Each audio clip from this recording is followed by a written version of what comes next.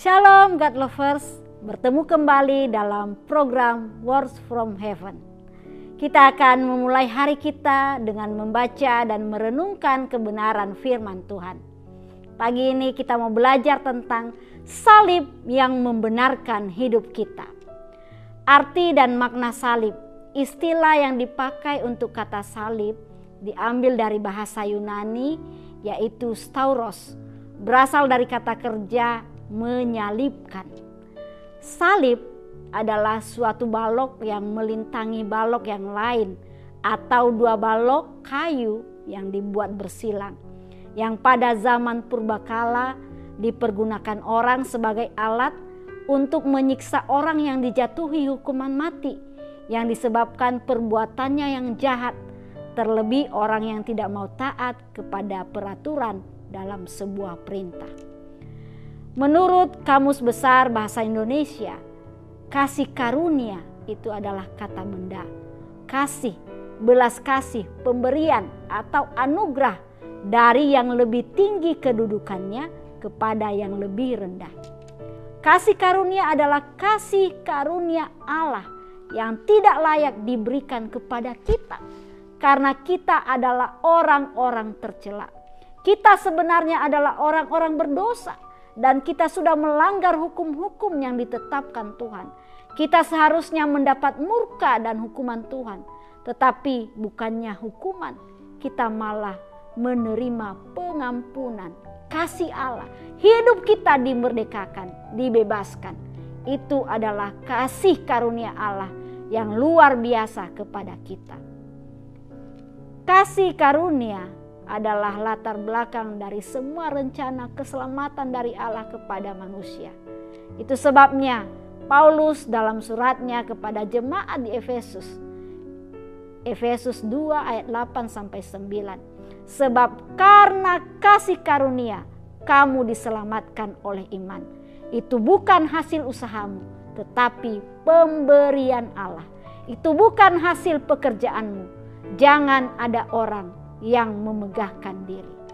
Jadi hanya oleh kasih karunia Allah semata-mata kita bisa berdiri menghadap tahta kemuliaan Allah.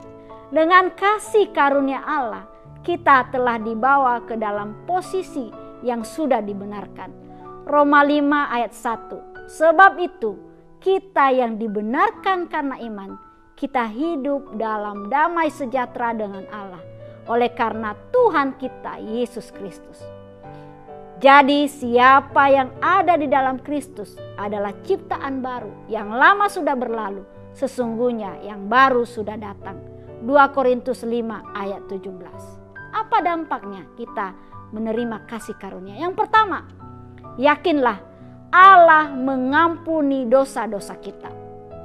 Louis Palau pernah menyimpan kepahitan terhadap 4 orang pamannya karena mereka telah menyebabkan dia hidup dalam penderitaan selama 20 tahun. Kepahitan itu disimpannya sejak ia berusia 10 tahun, yaitu ketika ayahnya meninggal dunia. Ayahnya meninggalkan harta warisan dan sejumlah uang. Namun ke-4 orang pamannya langsung mengambil alih semua harta peninggalan itu. Bahkan mereka juga meminjam uang dengan memakai nama keluarga Louis. Kepahitan itu telah membuat Louis bertekad untuk membalas semua perbuatan jahat dari paman-pamannya. Tetapi ibu Louis adalah seorang yang hidupnya takut akan Tuhan. Ia selalu melarang Louis untuk berbuat jahat. Ibunya selalu mengingatkan bahwa pembalasan adalah hak Tuhan.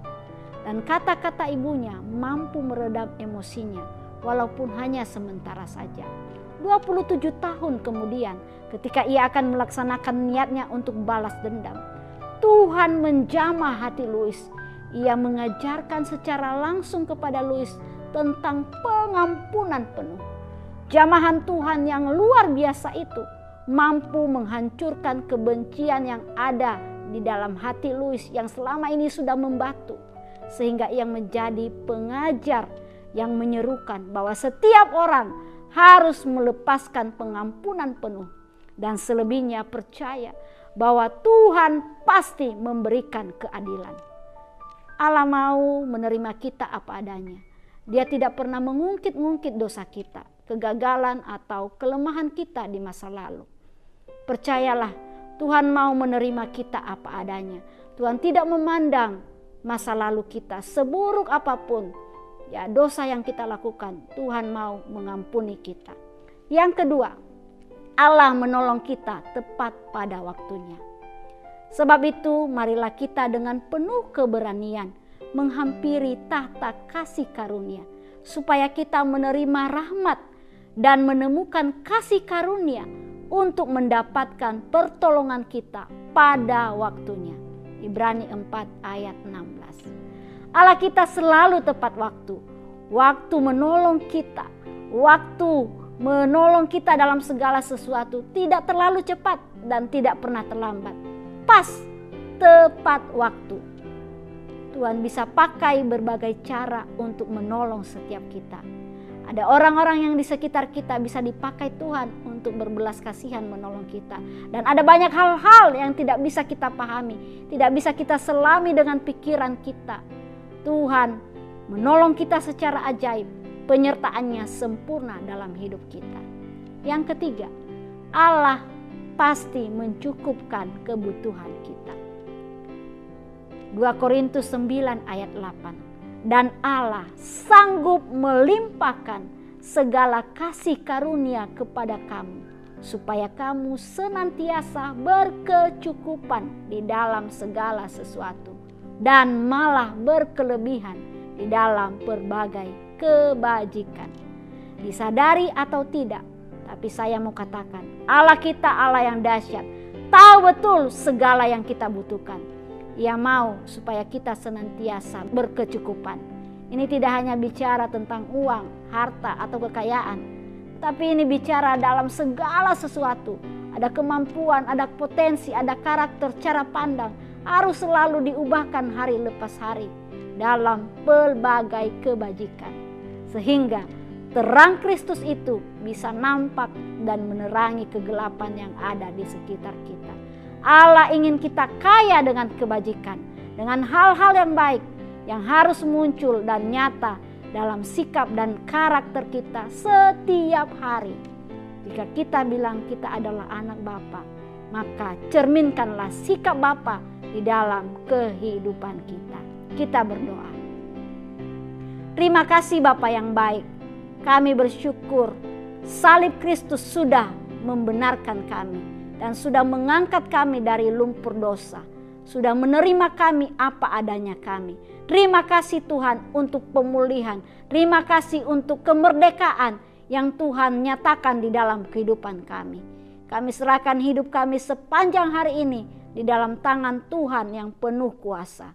Dalam nama Tuhan Yesus kami berdoa dan mengucap syukur. Amin. God lovers, jika Anda diberkati dengan renungan ini, bagikanlah ini kepada saudara, kerabat, teman-teman, dan siapa saja supaya mereka juga diberkati. Terima kasih. Tuhan Yesus memberkati.